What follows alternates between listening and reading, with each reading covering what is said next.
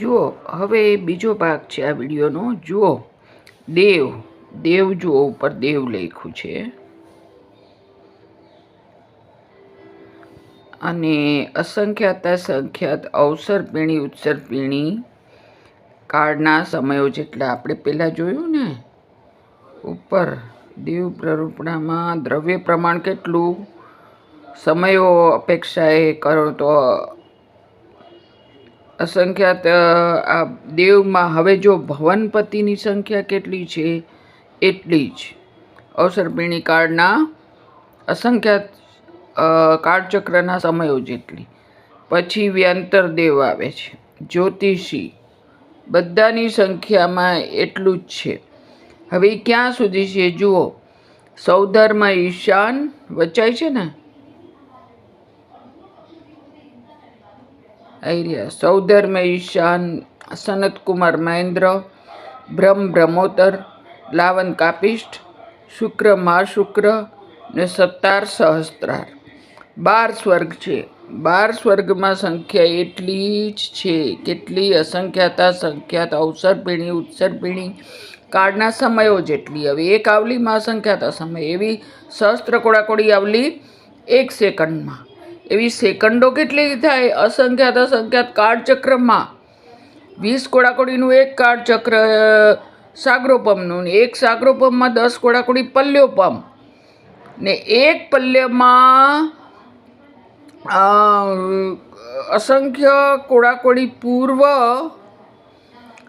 અસંખ્ય કરોડ પૂર્વ વર્ષ. એને પાછું અસંખ્યાતથી ગુણો એટલે એક પલ્ય થાય. એવા 10 કોડાકોડી પલ્ય. આવી આટલી સંખ્યા સહસ્ત્રાર 17 સહસ્ત્રાર સ્વર્ગ 12 સ્વર્ગ સુધી છે. પછી 16 સ્વર્ગ છે ને, બાકીના 4 આણત પ્રાણત આરણ ને અચ્યુત. એ 4 સ્વર્ગ ઉપરના જે છે એ 4 સ્વર્ગ, અને ત્યાર પછી 9 ગ્રહવેગ અને અપરાજિત એટલે 4 અનુત્તર વિમાન. સર્વાસીત છોડી દો, 4 અનુત્તર વિમાન. ત્યાં સુધીની સંખ્યા કેટલી છે? પલ્યોપમ જેટલી સંખ્યા છે બધામાં. હવે એક પલ્યોપમમાં અસંખ્યાત કોડાકોડી પૂર્વ નહીં, અસંખ્યાત કરોડ પૂર્વ.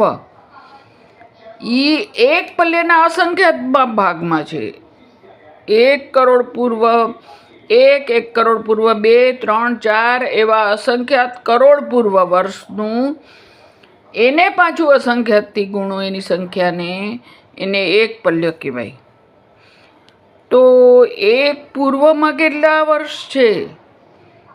એક પૂર્વમાં 70,56,000 કરોડ. એટલે 56,000ના 3 જીરો અને કરોડના 7 જીરો. 10 જીરો એની પહેલાં 70,56,000ના 4 ડિજિટ એટલે 10 ને 4 14. એટલે ટોટલ કોડાકોડી જેવી સંખ્યાને અસંખ્યાત જણે ગુણો ત્યારે એક પલ્યોપમ થાય. હવે આમાં આમ સંખ્યામાં ગણો તો અસંખ્યાત જ કહેવાય. એ ગણી ન શકાય એટલા સમયો એટલી સંખ્યા તો અપરાજિત તક એટલે 4 અનુત્તર વિમાન સુધી છે. ને સરવાર સિદ્ધમાં જે સંખ્યાત લખ્યું છે જો, તો એ સંખ્યાત કેટલા ખબર છે? મનુષ્યની સંખ્યા કોડાકોડી છે. આગળ 7 લગાડો. કોડાકોડીમાં 14 જીરો આવે, ને કોડાકોડીમાં 28 જીરો આવે. 2 વખત 2 ટાઈમ્સ કોડાકોડી. આગળ 7 લગાડવાનો છે એટલે 29મો ડિજિટ. એટલી સંખ્યા મનુષ્યની છે. એના કરતાં તો ઘણી વધારે. હજી અસંખ્યાતને ટચ નથી કર્યું, ત્યાર પહેલાં જે સંખ્યાત છે એટલી સંખ્યા તો સર્વાસિદ્ધ વિમાનમાં છે એમ કહે છે. તો હવે જુઓ આમાં એમ કહું છું અપરાજિત તક, એમાં 9 અનુદિશને 4 અનુત્તરમાં તો બધા સમ્યક દ્રષ્ટિ છે.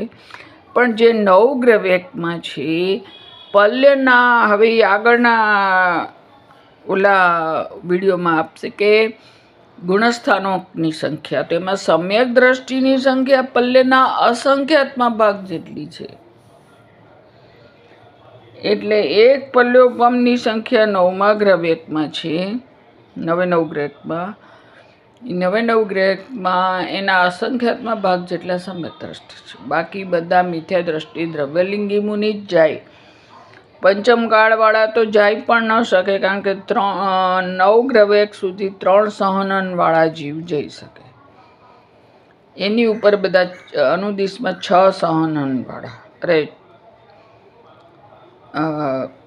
વજ્ર પેલું સહનનવાળા, અને 9મા ગ્રહ સુધી 3 આવી રીતે.